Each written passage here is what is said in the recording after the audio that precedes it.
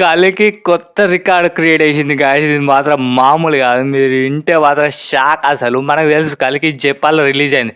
ఎందుకురా ప్రమోషన్స్ చేయాలని నాకు ఇప్పుడు అనిపిస్తుంది. ఇండియాలో రిలీజ్ అయినప్పుడు ప్రమోషన్స్ ఎందుకు చేయాలి అసలు కలికి?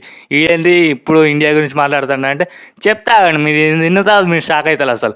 ఒకవేళ మీకు కంటెంట్ నచ్చిపోయిన కంపల్సరీ సబ్స్క్రైబ్ చేయండి, లైక్ షేర్ చేయండి. మనం కంటెంట్లో పోదాం. మీ అందరికీ తెలుసు కలికి జపాన్లో రిలీజ్ అయింది అని జనవరి 3కి మనకు తెలుసు.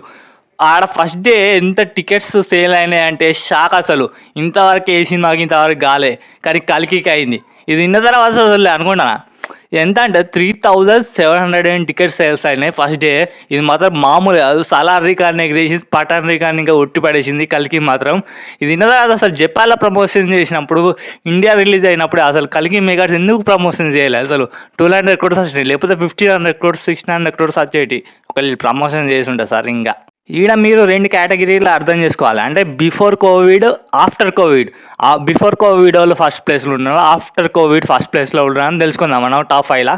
ఆఫ్టర్ కోవిడ్ మాత్రం RRR సినిమా ఫస్ట్ ప్లేస్లో ఉన్నది. ఎందుకంటే మాకు తెలుసు RRR మూవీ ఎట్లా ప్రమోషన్ చేసిందో జపాన్లో మాత్రం. ఎందుకంటే రాజమౌళి వేయండు, రామ్ చరణ్ వేయండు, ఎన్టీఆర్ వేయండు. వాళ్ళు ప్రెస్ నోట్స్లు రిలీజ్ చేసిండు, ప్రెస్ మీట్స్ పెట్టిండు, అన్ని మామూలు వేయాలి జపాన్లో. అందుకే అంత కలెక్షన్స్ వచ్చినాయి. RRR ఫస్ట్ ప్లేస్లో ఉన్నది.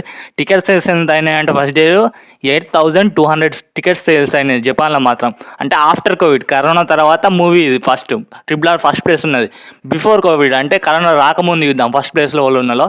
ఈ మూవీ ఉంటుందని అసలు ఎక్స్పెక్ట్ చేయలేదు అసలు. ఈ మూవీ మీరు వింటే అసలు ఈ మూవీ ఎట్లుంటుంది అన్న మీరు షాక్ అవుతారు అసలు. ఏ సినిమా అంటే సాహో మూవీ ఫస్ట్ ప్లేస్లో ఉన్నది. మన అందరూ అనుకుంటారు, కొందరు వేస్ట్ చేయాలనుకుంటారు సాహో మూవీ ఫ్లాప్ అయింది అంటారు. కరెక్టే, కానీ అది ఎందుకంటే స్టోరీ మన వాళ్ళకి అర్థం కాక దాన్ని ఫ్లాప్ అనాలి. కానీ తెలుగులో మాత్రం, ఇందులో మాత్రం బాక్స్ ఆఫీస్ కలెక్షన్ మామూలుగా కాదు సాహోకి. ఫస్ట్ ప్లేస్లో జపాన్లో బిఫోర్ కోవిడ్ అంటే కరోనా ముందు 6500 టికెట్స్ సేల్స్ అయినాయి అంటే అర్థం చేసుకోండి. బిఫోర్ కోవిడ్ బాహుబలికి ఇంకా అంత కావాలంటే అర్థం చేసుకోండి. సాహోకి 6500 అయినాయి అంటే జపాన్లో ప్రభాస్ అన్న క్రేజ్ ఎట్లుండదని. అందుకే నేను సాహోని ఫ్లాప్ అనుకోను. అంటే మన వాళ్ళకి స్టోరీ అర్థం కాలి అంతే. అది నాకు తెలిసైతే ఏమన్నా టాప్ 5 ప్లేస్లు కోవిడ్ నుంచి చూద్దాం. ఫస్ట్ ప్లేస్ మనకు అందరూ తెలుసు RRR మూవీ ఉన్నది ఫస్ట్ ప్లేస్ జపాన్లో 8200 టికెట్స్ సేల్స్.